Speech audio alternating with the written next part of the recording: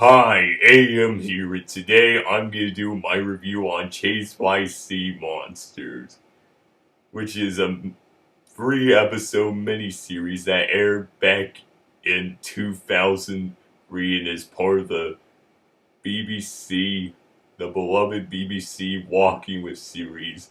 And oh boy, I love the Walking With franchise as a whole.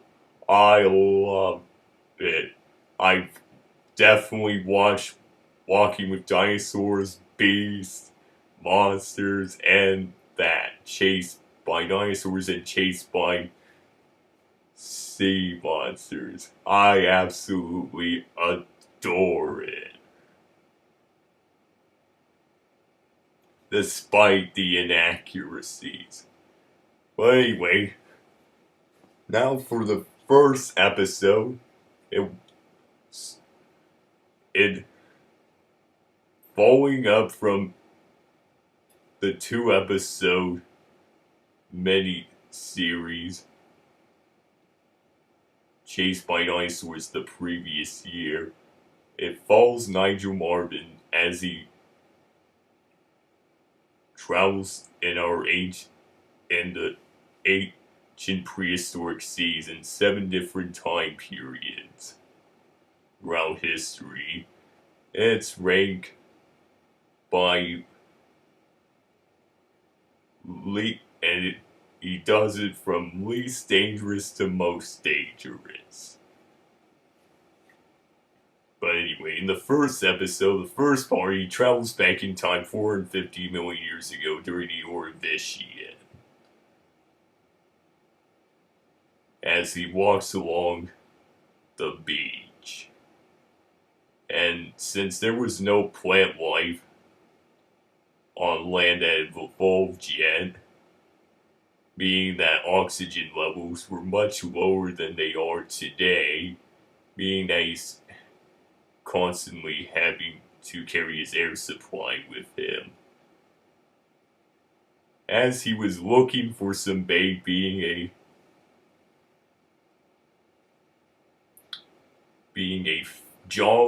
early jawless fish called Arandaspis as bait for one of the two creatures, being the sea scorpions.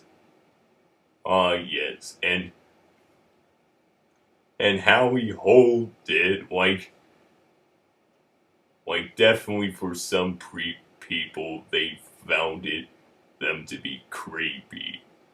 Due to how big they were, seriously, a number, like, dozens of them, as he would encounter. So yeah, and also in how it showed how the Earth, of course, how days on Earth are shorter than they are today, being 21 instead of 24. And of course, so basically, the next day, he basically heads out into the water and then encounters more sea scorpions and dives in. And encounters another much larger creature, being a cephalopod called an orthicone, with its cone-shaped shell, being a cephalopod with a cone-shaped shell.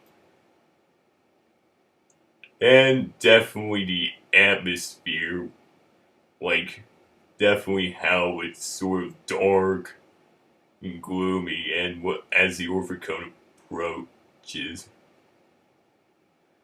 Yes, definitely love the music involved, like how the sign of something large and the monstrous is about to approach him. And the same with all the other scenes for all the other top predators for each period.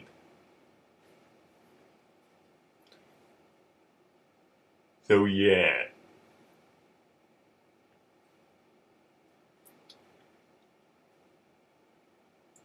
And so the next part, he travels back time forward 220 million years, 230 million years ago during the Triassic, and swims with some sea reptiles being the Nothosaurs and a bizarre long-necked sea reptile called Tenisropheus, though an outdated and inaccurate model, though, since it would have been on the shore and not out in the water far away from the shoreline.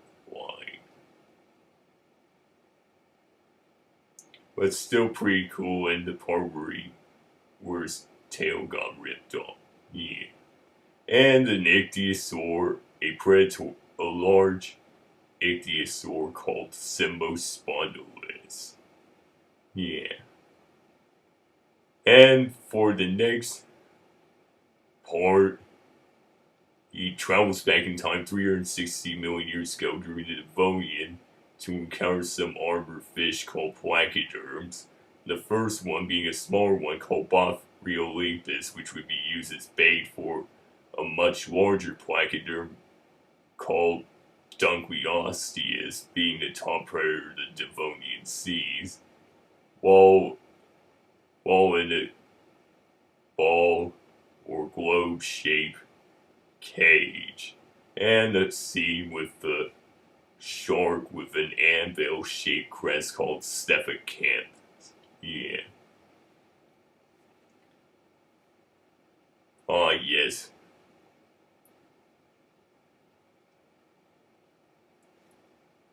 And how it's definitely somewhat hard pounding, a little bit claustrophobic, how he's in this cage and about to give bait to this very large, powerful predator. And we aren't too sure whether they would survive or not. So, in the second episode, it cuts to that where finally eats the bait, and then eats another young juvenile Dunquiosteus. So yeah. But as for the next part of the episode, he travels back in time 35 million years ago to the Eocene, was now Egypt, and starts off in some mangroves where he encounters a large amphibious mammal with two large horns called Arsinotherium.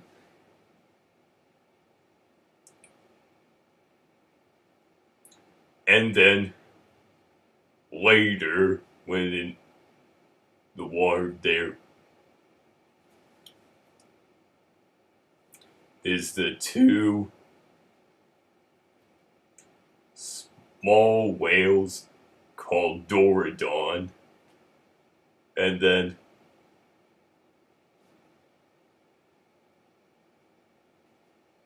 later on they went out into the open water in the Tapis Sea, and where they try to track down, just like by using the same methods when tracking down whales in maritime, a course Basilosaurus. And of course, the scene with him showing of him showing some older depictions of Basilosaurus, how they were once believed to be reptiles,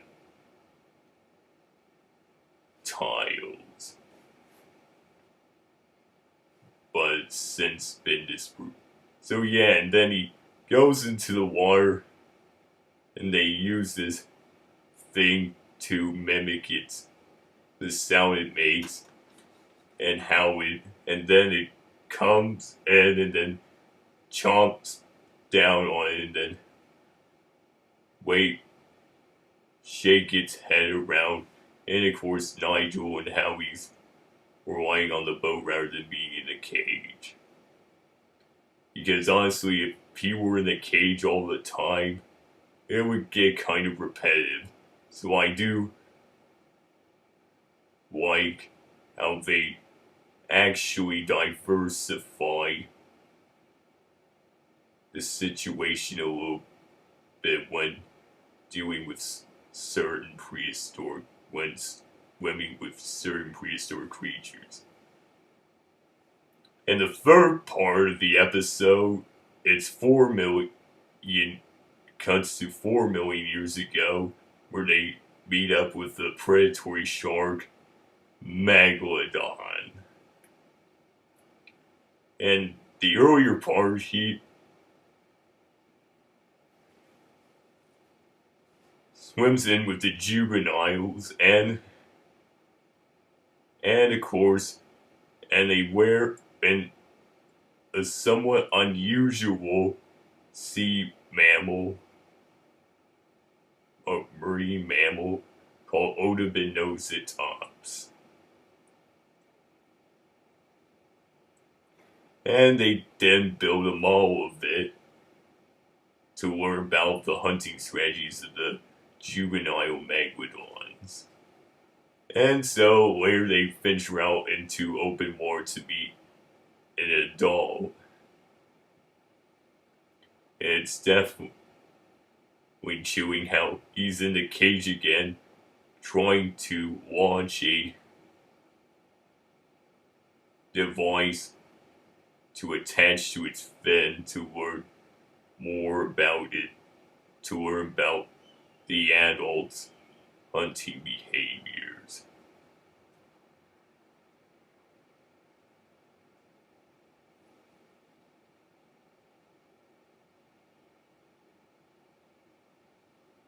So yeah, and at the end, but he was at the end forced to come out of the water, and the part where the suspense, where he ends up leaping in to launch it, and definitely, yeah, no doubt, probably one of the most chilling and terrifying scenes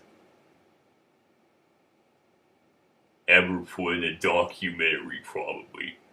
But then there's a third episode, the final one, where he survives and successfully attach the device to the Megalodon. And then, sometime later, they got it back, and it fell off, and they took it back to the ship. Yeah. And so, for the next part, it cuts to 155 million years ago during the Jurassic period.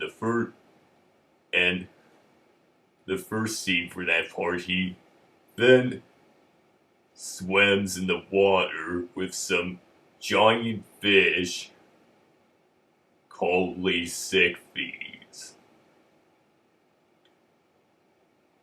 which were then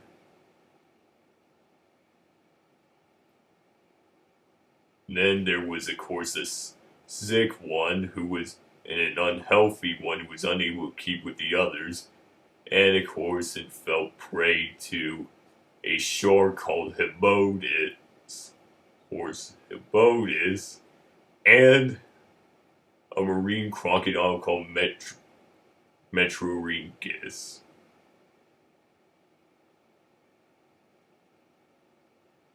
Yeah. So later they look at Saint Lacicphes and now it was being scavenged upon by Leopolrodon. And of course,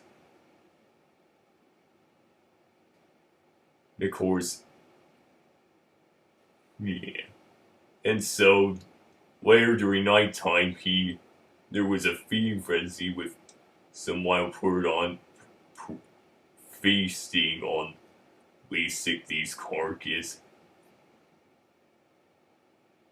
where he gets really up close to them, but uses some chemicals to ward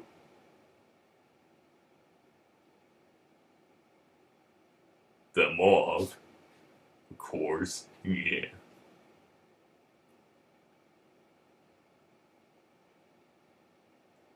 And so there's the last and final part where they move forward 75 million years ago during the Cretaceous.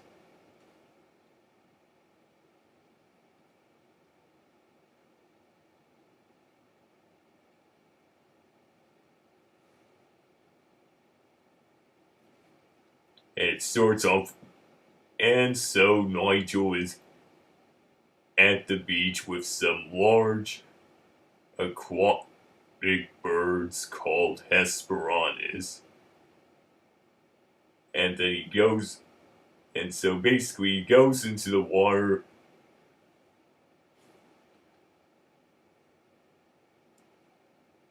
and then one Hesperonychus was eaten by this large bony fish called Cephactinus.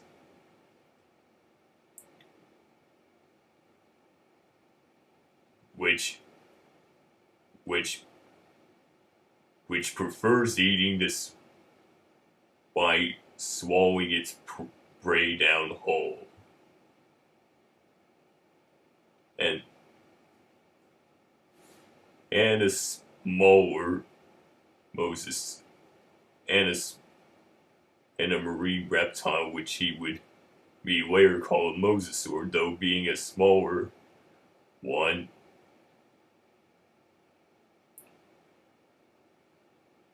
As later on, he then, out in open water, counters some long-necked marine reptiles called plesiosaurs, being Elasmosaurus, and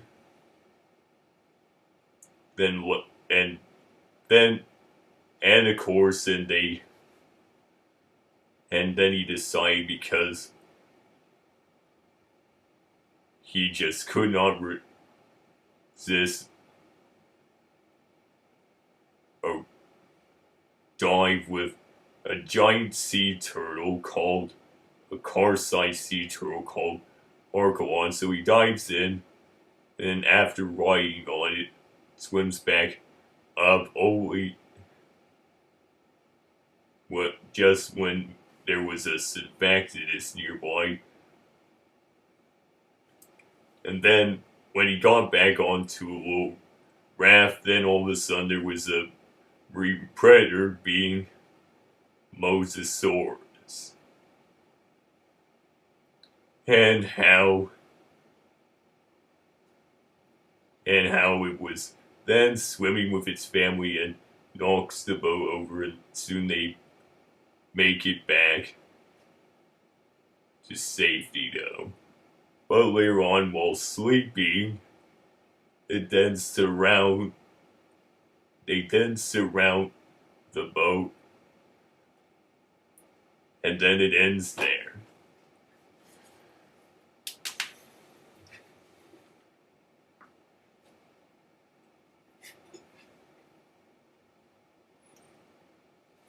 So yeah, let's see. So yeah, the animation, like the designs for the creatures and special effects, are pretty good as accustomed with the Walking With series. Like, no doubt they were great, especially at the time, like 8 out of 10.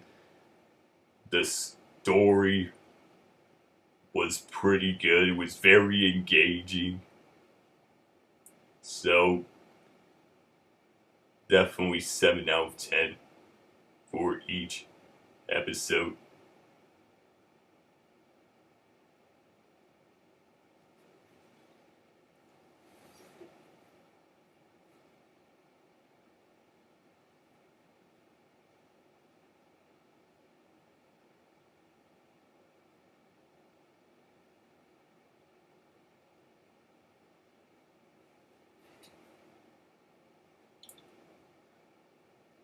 And also,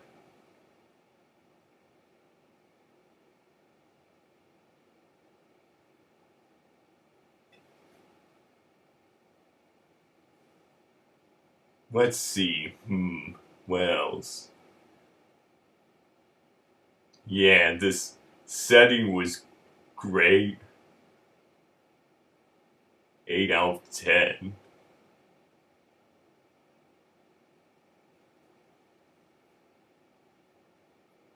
And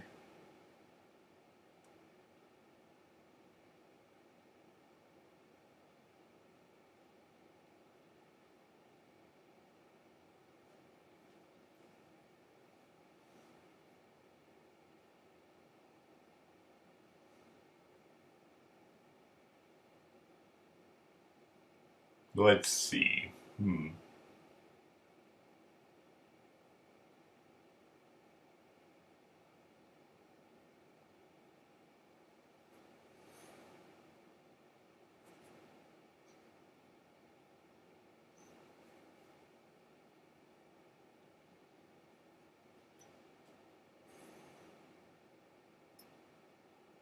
And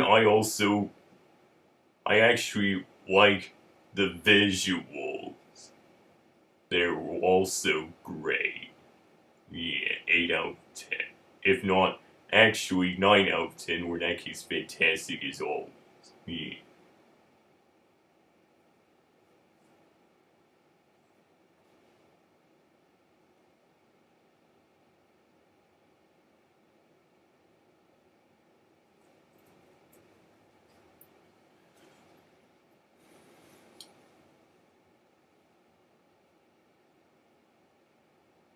So yeah.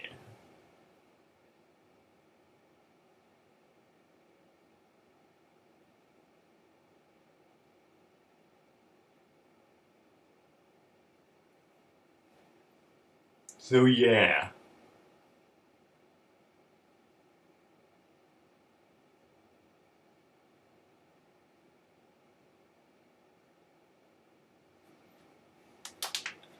And let's see.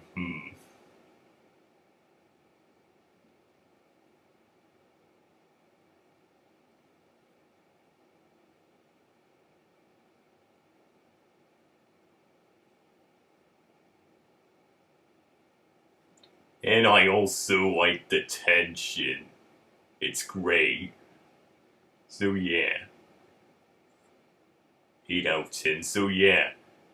So yeah, I would give it 80% or 8 out of 10. So yeah, it was definitely a great miniseries that overall, and I definitely do recommend it, nevertheless. But anyway, that's only what I think. But as usual, leave a like if you enjoy this video and subscribe to watch more content on this channel every day. But from now on, thanks for watching. And also subscribe here if you're new here, like I told you already. Why aren't you subscribed yet? Thank you.